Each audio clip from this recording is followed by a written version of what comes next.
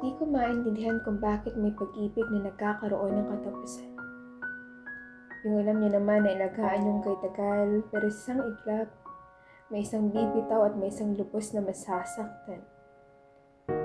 Bakit kailangan paabuti ng maraming taon upang pagtanto ng panahon ay di aayon? Yung nakita mo na kayo na hanggang dulo, pero silang iglap, lumabo mga ito.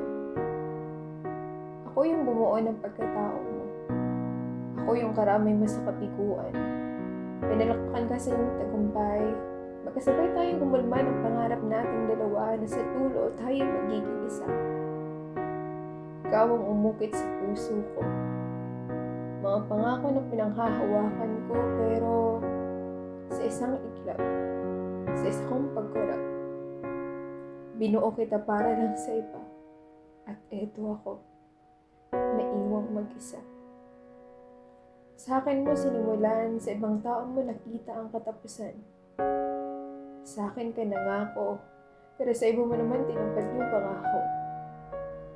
Sa akin ka tumagal, pero sa iba mo naman natagpuan ng walang hanggan. Kaya eto ako, nagtatanong ko, minahal mo ba talaga ako ng totoo?